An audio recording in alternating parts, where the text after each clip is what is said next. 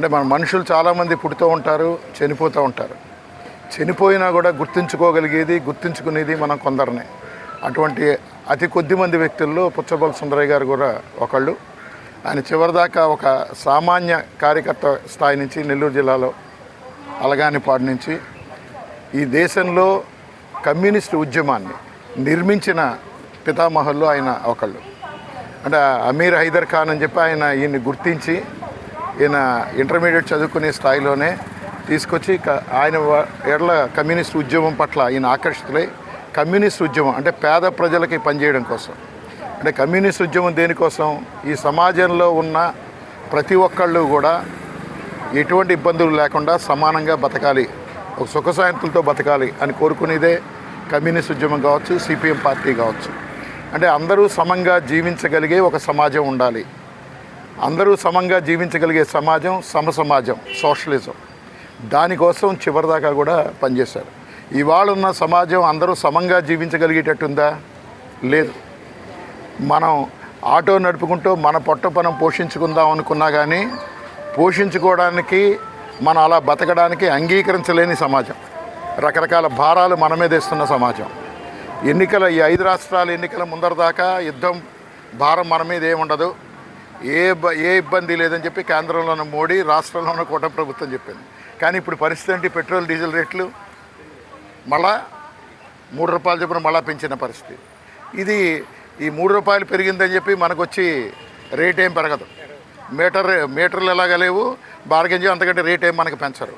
అంటే ఈ వార లీటర్ 3 రూపాయలు అంటే రోజుకు ఒక 2-3 లీటర్లు అవుతుంది అనుకున్నా, లేదా 2 లీటర్లు అవుతుంది అనుకున్నా. కానీ ఈ భారం ఇప్పటికే ఒకప్పుడు 50 రూపాయలు ఉన్న పెట్రోల్ కానీ డీజిల్ కానీ ఇవాళ ఎంత అయింది రేటు?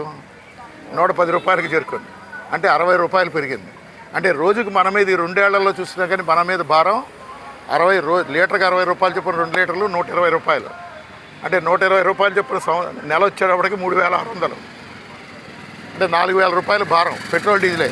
ఇది కాకుండా పెరిగిన ఇన్సూరెన్స్ ఛార్జీలు, పోలీసు వాళ్ళ వేధింపులు, పోలీసు వాళ్ళ మామూలు, వెహికల్ రిపేర్లు ఇవన్నీ వేరు. ఓ 4000 అనుకుంటే కనుక 50,000 రూపాయలు పెట్రోల్ మీద ఏడాదికి మన కుటుంబం మీద భారం పడుతుంది. పోనీ 50,000 మన అదనంగా కడుతున్నది 50,000 మన సంక్షేమం కోసమైనా ప్రభుత్వాలు ఖర్చు పెడుతున్నాయంటే లేదు. మన దగ్గర లాగిందంతా ఎవరికి ఇస్తున్నారు? అదానీలు, అంబానీలకి. వాళ్ళకి పన్నుల రాయితీలు, బ్యాంకులో రుణాలు తీసుకుంటే మాఫీలు. మనం ఒక నెల ఈఎంఐ కట్టకపోతే వెహికల్ సీజ్ చేస్తారు. వాళ్ళు లక్షల కోట్ల రూపాయలు ఎగ్గట్టినా కానీ వాళ్ళ మీద ఎటువంటి ఇది లేదు. వాళ్ళ జైల్లో కూడా పెట్టరు. వాళ్ళకి మోడీ గవర్నమెంట్ వచ్చిన తర్వాత 17 లక్షల కోట్ల రూపాయలు రాయితీలు ఇచ్చారు. మనం ఆటో కొనుక్కుంటే తీసుకునే లోను 2 లక్షలు, 1.5-2 లక్షలు, అలా 17 లక్షల కోట్ల రూపాయలు రాయితీలు ఇచ్చారు. అంటే ప్రభుత్వాలు పనిచేస్తుంది కూడా మన కోసం కాదు. సో ఇటువంటి విధానాలకు వ్యతిరేకంగా సుందరయ్య గారు, అంటే పేద ప్రజలకి నష్టం కలిగించే విధానాలకు వ్యతిరేకంగా పేద ప్రజానీకాన్ని కూడగట్టి, కార్మికులను కూడగట్టి ఈ విధానాలకు వ్యతిరేకంగా పోరాడిన వ్యక్తి. గన్నవరం ఎమ్మెల్యేగా కూడా చేశారు. ₹1కే బియ్యం ఇవ్వాలని చెప్పి ఆ రోజుల్లో దుకాణాలు ప్రారంభించి రూపాయికి బియ్యం అందించిన పరిస్థితి కూడా ఉంది సుందరయ్య గారి నాయకత్వంలో. ఈరోజు కమ్యూనిస్ట్ ఉద్యమం ఈ దేశంలో పెరిగి కొంతైనా మనం పోరాటాలు చేయడానికి అవసరమైన నిర్మాణం ఏర్పడిందంటే ఈ నిర్మాణానికి కారకుడు సుందరయ్య గారు తప్ప మరొకరు కాదు.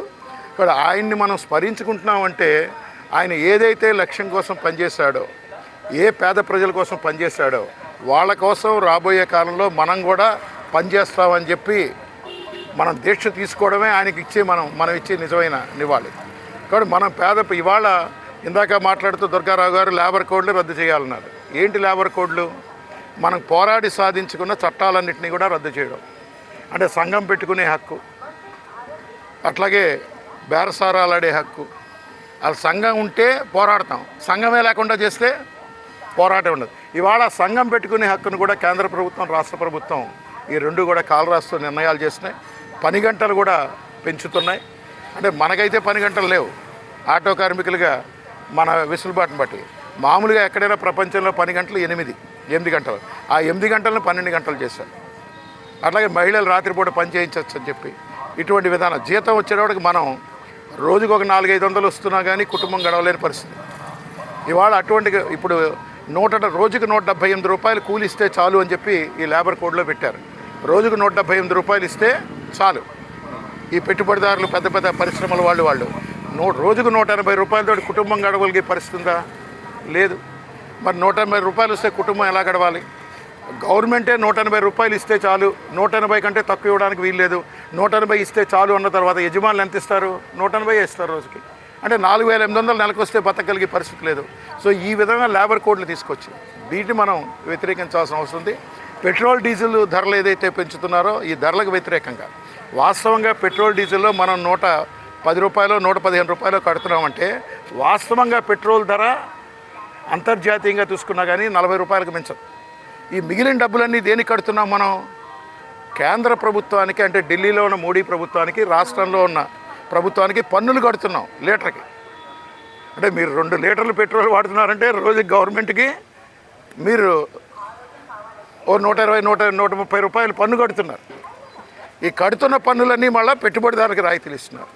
అట్లాగే ఈ పేరు చెప్పి ఇన్సూరెన్స్ ప్రీమియం కూడా విపరీతంగా పెంచారు. ఒకప్పుడున్న ప్రీమియం చూడండి, ఇవాళ చూడండి ఇన్సూరెన్స్ ప్రీమియం, బళ్ళ ప్రీమియంలు. కాబట్టి మన ఆటో మనం నడుపుకుంటూ మన కాయకష్టం చేస్తూ మన పొట్ట మనం పోషించుకుందామన్నా మన మీద భారాలు ఇస్తున్న పరిస్థితి ఉంది. వీటికి వ్యతిరేకంగా రాబోయే కాలంలో కూడా మనందరం కలిసి ఐక్యంగా కొట్లాడాల్సిన అవసరం ఉంది. ఈ విధానాలకు వ్యతిరేకంగా మనం ఏదైతే ఆశయాల కోసం సుందరయ్య గారు పనిచేస్తారో చెప్తాగా ఆశయాల కోసం మనం కూడా పనిచేయాల్సిన అవసరం ఉంది. ఇవాళ పెట్రోల్ డీజిల్ భారం ఒకటే కాదు, మనకి గ్యాస్ మీరు ఆధార్తో లింక్ చేసుకోండి, మీ సబ్సిడీ మీకు ఇస్తూ ఉన్నారు. నేను కూడా చేసుకున్నా, నాకేం సబ్సిడీ పట్టలేదు, మరి మీకైనా పడుతుందో లేదో చెప్పాలి. ఆ పేరు చెప్పి 700 రూపాయలు సబ్సిడీ తీస్తాడు. ఇవాళ కరెంటు బిల్లు ఒకప్పుడు 300 కట్టేవాళ్ళం, ఇవాళ కరెంటు బిల్లు 1000 రూపాయలు అయితే కట్టని పరిస్థితి. ఇలా ప్రతిదీ కూడా మన మీద భారాలు. పిల్లలు చదివించుకోవాలంటే ఫీజులు, ఒక అనారోగ్యం చేస్తే వైద్యం చేయించుకోవాలంటే విపరీతంగా డబ్బులు ఖర్చు పెట్టాల్సిన పరిస్థితి.